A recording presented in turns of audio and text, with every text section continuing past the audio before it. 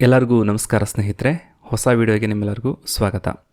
ಇವತ್ತಿನ ಈ ಒಂದು ವಿಡಿಯೋದಲ್ಲಿ ನಾನು ಕಂಪ್ಯೂಟರ್ನ ಜನರೇಷನ್ನ ಬಗ್ಗೆ, ಅಂದರೆ ಕಂಪ್ಯೂಟರ್ನ ಪೀಳಿಗೆಯ ಬಗ್ಗೆ ಅಥವಾ ಕಂಪ್ಯೂಟರ್ನ ತಲೆಮಾರಿನ ಬಗ್ಗೆ ಡಿಸ್ಕಸ್ ಮಾಡ್ತಾ ಹೋಗ್ತೀನಿ.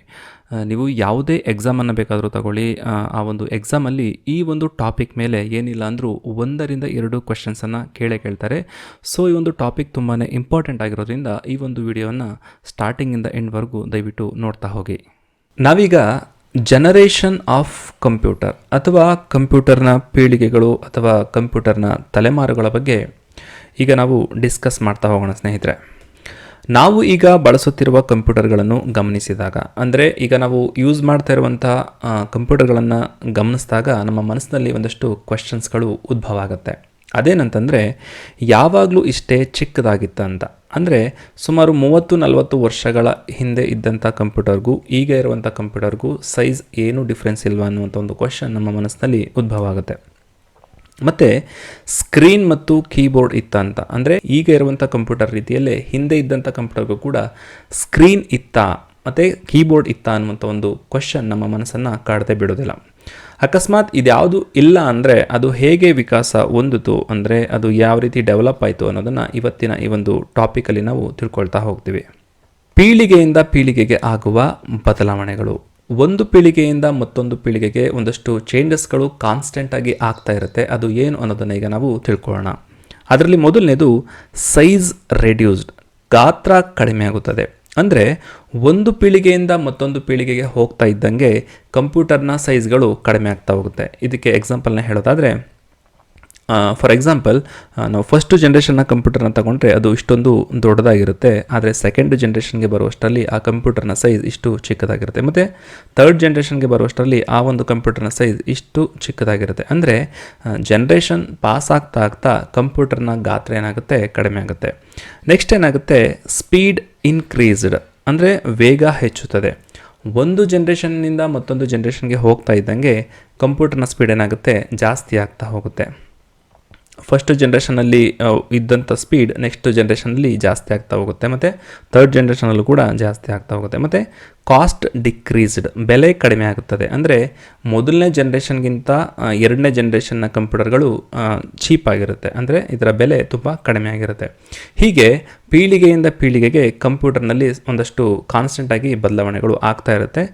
ಇದನ್ನು ನೀವು ತಿಳ್ಕೊಂಡ್ರೆ, ಅಂದರೆ ಈ ಒಂದು ಜನರೇಷನ್ ಆಫ್ ಕಂಪ್ಯೂಟರ್ ಬಗ್ಗೆ ತಿಳ್ಕೊಳ್ಳೋಕ್ಕಿಂತ ಮುಂಚೆ ಈ ಒಂದು ವಿಷಯನ ತಿಳ್ಕೊಳ್ಳೋದು ನೀವು ತುಂಬ ಇಂಪಾರ್ಟೆಂಟ್ ಆಗಿರುತ್ತೆ. There are 5 generations of computer. Computer ಜನ್ರೇಷನ್ನಲ್ಲಿ ಒಟ್ಟು 5 ಜನ್ರೇಷನ್ಗಳು ಬರುತ್ತೆ. First generation, second generation, third generation, fourth generation and fifth generations. ಇವುಗಳ ಕಾಲಾವಧಿಯನ್ನು ನೋಡೋದಾದರೆ, ಫಸ್ಟ್ ಜನ್ರೇಷನ್ 1940ರಿಂದ 1956ವರೆಗೂ ಇತ್ತು. ಸೆಕೆಂಡ್ ಜನ್ರೇಷನ್ 1956ರಿಂದ 1963ವರೆಗೂ ಇತ್ತು. ಥರ್ಡ್ ಜನ್ರೇಷನ್ 1963ರಿಂದ 1971ವರೆಗೂ ಇತ್ತು. ಫೋರ್ತ್ ಜನ್ರೇಷನ್ 1971ರಿಂದ ಪ್ರೆಸೆಂಟ್ವರೆಗೂ, ಅಂದರೆ ಇಲ್ಲಿವರೆಗೂ ಇತ್ತು. Fifth generation present to future, ಅಂದರೆ ಇಲ್ಲಿಂದ ಇನ್ನು ಮುಂದೆ ಬರುವಂತಹ ಯಾವುದೇ ರೀತಿಯ ಟೆಕ್ನಾಲಜಿ ಇರ್ಬೋದು ಅಥವಾ ಯಾವುದೇ ರೀತಿಯ ಕಂಪ್ಯೂಟರ್ ಇರ್ಬೋದು, ಇದು ಫಿಫ್ತ್ ಜನ್ರೇಷನ್ನ ಒಳಗಡೆ ಬರುತ್ತೆ. ಮತ್ತು ಈ ಒಂದು ಕಾಲಾವಧಿಯನ್ನು ಅಥವಾ ಈ ಒಂದು ಪೀರಿಯಡ್ನ ಬಗ್ಗೆ ನಿಮಗೊಂದು ಕ್ಲಾರಿಟಿಯನ್ನು ಕೊಟ್ಬಿಡ್ತೀನಿ. ಬೇರೆ ಬೇರೆ ಆಥರ್ಗಳು ಬೇರೆ ಬೇರೆ ಇಯರನ್ನು ಬಳಸಿದ್ದಾರೆ. ಆದರೆ ನಾನು ರಿಸರ್ಚ್ ಮಾಡಿದಾಗ ಈ ಒಂದು ಡೇಟ್ಗಳು ಅಥೆಂಟಿಕೇಟ್ ಅಂತ ಗೊತ್ತಾಯಿತು. ಸೊ ಈ ಒಂದು ಇಯರ್ಗಳನ್ನು ನೀವು ನೆನಪಲ್ಲಿ ಇಟ್ಕೊಳ್ಳೋದು ತುಂಬ ಇಂಪಾರ್ಟೆಂಟ್ ಆಗಿರುತ್ತೆ.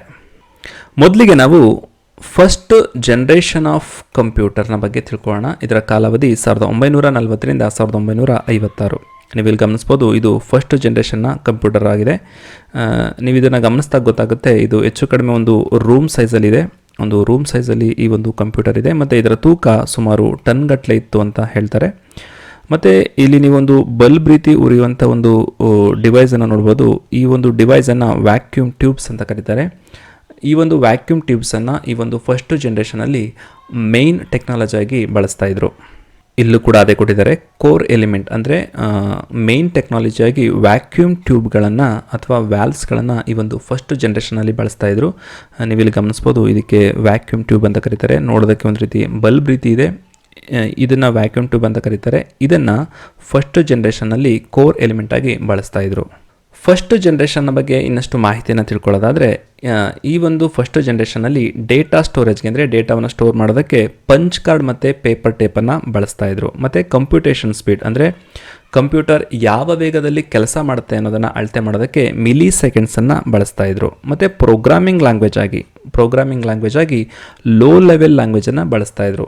ಲೋ ಲೆವೆಲ್ ಲ್ಯಾಂಗ್ವೇಜ್ಗೆ ಮತ್ತೊಂದು ಹೆಸರಿದೆ, ಅದೇನೆಂದರೆ ಮಷಿನ್ ಲೆವೆಲ್ ಲ್ಯಾಂಗ್ವೇಜ್ ಅಂತ. ಇದಕ್ಕೆ ಮಷಿನ್ ಲೆವೆಲ್ ಲ್ಯಾಂಗ್ವೇಜ್ ಅಂತ ಕೂಡ ಕರೀತಾರೆ.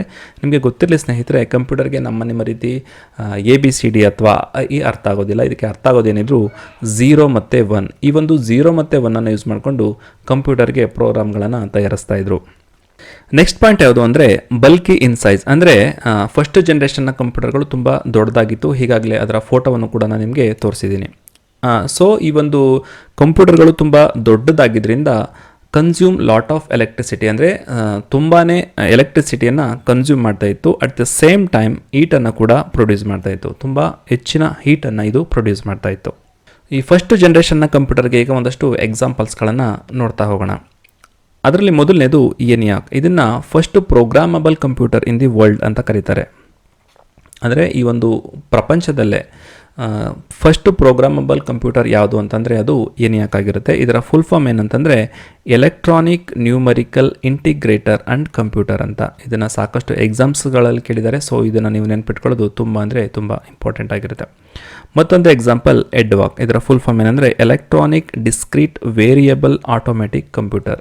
ಇದರ ಫುಲ್ ಫಾರ್ಮ್ ಕೂಡ ಕೇಳಿದ್ದಾರೆ. ಸೊ ಇದನ್ನು ಕೂಡ ನೀವು ನೆನ್ಪಿಟ್ಕೊಂಡ್ರೆ ತುಂಬ ಒಳ್ಳೆಯದು. ಮತ್ತು UNIVAC ಮತ್ತೊಂದು ಎಕ್ಸಾಂಪಲ್ ಆಗಿದೆ. ಇದರ ಫುಲ್ ಫಾರ್ಮ್ ಏನಂದರೆ ಯೂನಿವರ್ಸಲ್ ಆಟೋಮ್ಯಾಟಿಕ್ ಕಂಪ್ಯೂಟರ್. ಮತ್ತು IBM 701 ಮತ್ತು ಮಾರ್ಕ್ 1 ಅನ್ನುವಂಥದ್ದು ಫಸ್ಟ್ ಜನ್ರೇಷನ್ನ ಕಂಪ್ಯೂಟರ್ಗೆ ಉದಾಹರಣೆಗಳಾಗಿವೆ.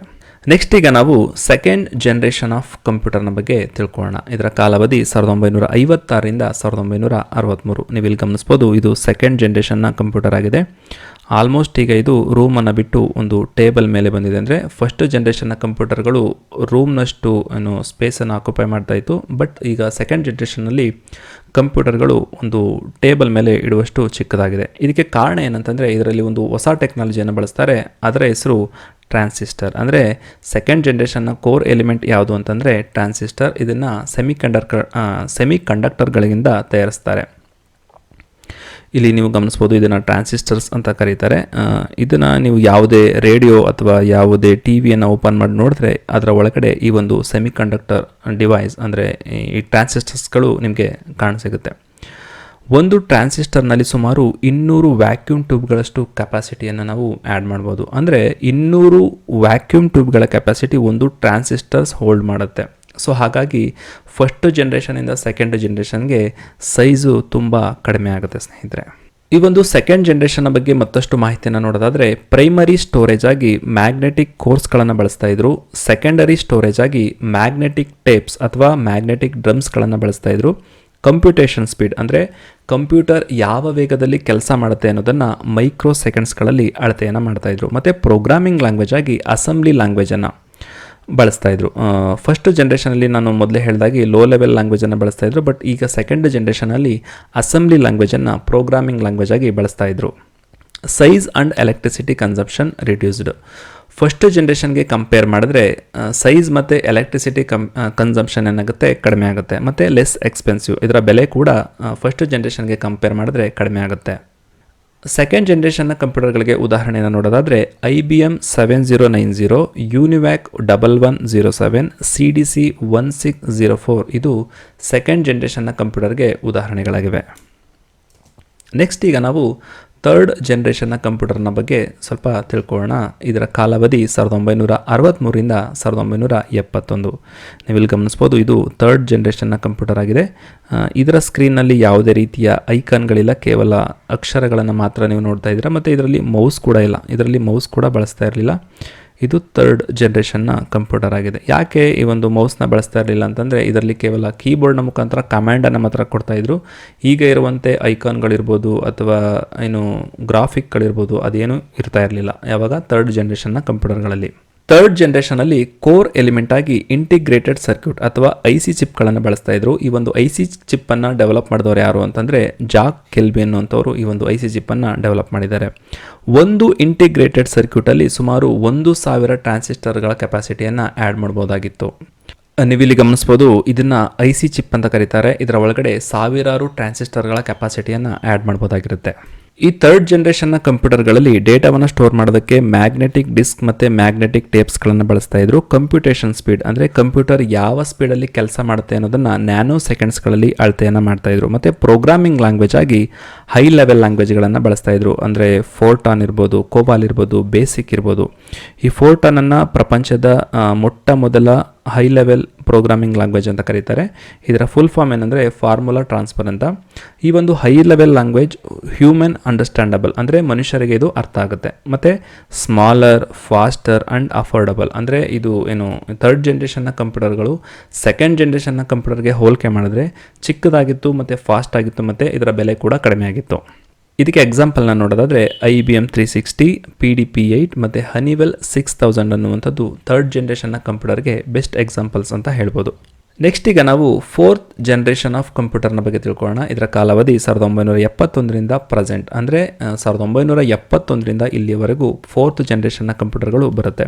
ನೀವಿಲ್ಲಿ ನೋಡ್ಬೋದು, ನೀವು ಯೂಸ್ ಮಾಡುವಂತಹ ಲ್ಯಾಪ್ಟಾಪ್ ಇರ್ಬೋದು ಅಥವಾ ನೀವು ಯೂಸ್ ಮಾಡುವಂಥ ಡೆಸ್ಕ್ಟಾಪನ್ನು ನೀವಿಲ್ಲಿ ನೋಡ್ಬೋದು. ಇದು ಫೋರ್ತ್ ಜನ್ರೇಷನ್ನ ಕಂಪ್ಯೂಟರ್ಗೆ ಉದಾಹರಣೆಗಳಾಗಿವೆ. ಈ ಒಂದು ಫೋರ್ತ್ ಜನ್ರೇಷನಲ್ಲಿ ಕೋರ್ ಎಲಿಮೆಂಟ್ ಅಂದರೆ ಮೇನ್ ಟೆಕ್ನಾಲಜಿಯಾಗಿ ಮೈಕ್ರೋ ಪ್ರೊಸೆಸರ್ಗಳನ್ನು ಬಳಸ್ತಾ ಇದ್ರು. ಈ ಮೈಕ್ರೋ ಪ್ರೊಸೆಸರ್ ಬೇರೆ ಏನಲ್ಲ, ಇದೊಂದು ಅಡ್ವಾನ್ಸ್ಡ್ ಇಂಟಿಗ್ರೇಟೆಡ್ ಸರ್ಕ್ಯೂಟ್ ಆಗಿರುತ್ತೆ. ನೀವಿಲ್ಲಿ ಗಮನಿಸ್ಬೋದು, ಇದು ಇಂಟೆಲ್ ಅವರ ಮೈಕ್ರೋ ಪ್ರೊಸೆಸರ್ ಆಗಿದೆ. ಈ ಒಂದು ಮೈಕ್ರೋ ಪ್ರೊಸೆಸರ್ಗಳನ್ನು ಫೋರ್ತ್ ಜನ್ರೇಷನ್ನ ಕಂಪ್ಯೂಟರ್ಗಳಲ್ಲಿ ಬಳಸ್ತಾ ಇದ್ರು. ಡೇಟಾವನ್ನು ಸ್ಟೋರ್ ಮಾಡೋದಕ್ಕೆ ಮೊದಲಿಗೆ ಫ್ಲಾಪಿ ಡಿಸ್ಕನ್ನು ಬಳಸ್ತಾ ಇದ್ರು, ನಂತರ CD ಅಥವಾ ಕಾಂಪ್ಯಾಕ್ಟ್ ಡಿಸ್ಕನ್ನು ಬಳಸ್ತಾ ಇದ್ರು, ನಂತರ ಹಾರ್ಡ್ವೇರ್ ಮತ್ತು ಇತ್ತೀಚಿನ ದಿನಗಳಲ್ಲಿ ಸಾಲಿಡ್ ಸ್ಟೇಟ್ ಡ್ರೈವ್ ಅಥವಾ SSTಯನ್ನು ಬಳಸ್ತಾ ಇದ್ದಾರೆ. ಫೋರ್ತ್ ಜನ್ರೇಷನ್ನ ಬಗ್ಗೆ ಮತ್ತಷ್ಟು ಮಾಹಿತಿಯನ್ನು ನೋಡೋದಾದರೆ ಕಂಪ್ಯೂಟೇಷನ್ ಸ್ಪೀಡ್ ಅಂದರೆ ಕಂಪ್ಯೂಟರ್ ಯಾವ ವೇಗದಲ್ಲಿ ಕೆಲಸ ಮಾಡುತ್ತೆ ಅನ್ನೋದನ್ನು ಪೈಕೋ ಸೆಕೆಂಡ್ಸ್ಗಳಲ್ಲಿ ಅಳತೆ ಮಾಡಲಾಗ್ತಾ ಇತ್ತು. ಈಗಿನ ಕಂಪ್ಯೂಟರ್ಗಳು ಗಿಗಾ ಹರ್ಟ್ಸ್ಗಳಲ್ಲಿ ವರ್ಕನ್ನು ಮಾಡ್ತಾಯಿದ್ವು. ಅಂದರೆ ಒಂದು ಸೆಕೆಂಡ್ಗೆ ಸುಮಾರು ಬಿಲಿಯನ್ ಗಟ್ಟಲೆ ಇನ್ಸ್ಟ್ರಕ್ಷನ್ಸ್ಗಳನ್ನು ಹ್ಯಾಂಡಲ್ ಮಾಡುವಂಥ ಕೆಪಾಸಿಟಿ ಫೋರ್ತ್ ಜನ್ರೇಷನ್ನ ಕಂಪ್ಯೂಟರ್ಗೆ ಇತ್ತು. ರೈಸ್ ಆಫ್ GUI, ಈ ಒಂದು GUIನ ಫುಲ್ ಫಾರ್ಮ್ ಏನಂದರೆ ಗ್ರಾಫಿಕಲ್ ಯೂಸರ್ ಇಂಟರ್ಫೇಸ್ ಅಂತ. ಯಾವಾಗ ಈ ಒಂದು ಗ್ರಾಫಿಕಲ್ ಯೂಸರ್ ಇಂಟರ್ಫೇಸ್ ಮುನ್ನೆಲೆಗೆ ಬರುತ್ತೋ ಆಗ ಕಾಂಪ್ಲೆಕ್ಸ್ ಟಾಸ್ಕ್ಗಳಾದ ಗೇಮಿಂಗ್ ಇರ್ಬೋದು, ವಿಡಿಯೋ ಎಡಿಟಿಂಗ್ ಇರ್ಬೋದು ಮತ್ತು ಬ್ರೌಸಿಂಗ್ ಮಾಡೋದಕ್ಕೆ ತುಂಬ ಸುಲಭ ಆಗುತ್ತೆ. ಮತ್ತು ಚೀಪರ್ ದ್ಯಾನ್ ಆಲ್ ಜನ್ರೇಷನ್ಸ್, ಈ ಒಂದು ಫೋರ್ತ್ ಜನ್ರೇಷನ್ನ ಕಂಪ್ಯೂಟರ್ಗಳು ಎಲ್ಲ ಜನ್ರೇಷನ್ಗೂ ಕಂಪೇರ್ ಮಾಡಿದ್ರೆ ತುಂಬ ಅಗ್ಗವಾಗಿತ್ತು. ಫೋರ್ತ್ ಜನ್ರೇಷನ್ನ ಕಂಪ್ಯೂಟರ್ಗೆ ಉದಾಹರಣೆಯನ್ನು ನೋಡೋದಾದರೆ Apple II, IBM PC ಮತ್ತು ಈಗಿನ ಮಾಡ್ರನ್ ಲ್ಯಾಪ್ಟಾಪ್ಸ್ಗಳು ಮತ್ತು ಡೆಸ್ಕ್ಟಾಪ್ಸ್ಗಳು ಫೋರ್ತ್ ಜನ್ರೇಷನ್ ಕಂಪ್ಯೂಟರ್ಗೆ ಉದಾಹರಣೆಗಳಾಗಿವೆ. ನೆಕ್ಸ್ಟ್ ಈಗ ನಾವು ಫಿಫ್ತ್ ಜನ್ರೇಷನ್ ಆಫ್ ಕಂಪ್ಯೂಟರ್ನ ಬಗ್ಗೆ ತಿಳ್ಕೊಳ್ಳೋಣ. ಈ ಒಂದು ಫಿಫ್ತ್ ಜನ್ರೇಷನ್ನ ಕಂಪ್ಯೂಟರ್ನ ಕಾಲಾವಧಿ ಪ್ರೆಸೆಂಟ್ ಫ್ಯೂಚರ್ ಅಂದರೆ ಇಲ್ಲಿಂದ ಇನ್ನು ಮುಂದೆ ಯಾವುದೆಲ್ಲ ಬರುತ್ತೋ ಅದೆಲ್ಲನೂ ಫಿಫ್ತ್ ಜನ್ರೇಷನ್ನ ಕಂಪ್ಯೂಟರ್ ಆಗಿರುತ್ತೆ. ಈ ಒಂದು ಫಿಫ್ತ್ ಜನ್ರೇಷನಲ್ಲಿ ಟೆಕ್ನಾಲಜಿಯಾಗಿ ಆರ್ಟಿಫಿಷಿಯಲ್ ಇಂಟೆಲಿಜೆನ್ಸ್ ಅಥವಾ AI ಬಳಸ್ತಾರೆ. ನೀವು ChatGPT ಯೂಸ್ ಮಾಡಿರ್ಬೋದು ಅಥವಾ ಆ್ಯಪಲ್ನ ಸಿರಿಯನ್ನು ಯೂಸ್ ಮಾಡಿರ್ಬೋದು. ಇದೆಲ್ಲನೂ AIಗೆ ಉದಾಹರಣೆಯಾಗಿದೆ. ಈ ಒಂದು AIಯನ್ನು ಫಿಫ್ತ್ ಜನ್ರೇಷನಲ್ಲಿ ಬಳಸೋದಕ್ಕೆ ಶುರು ಮಾಡ್ತಾರೆ.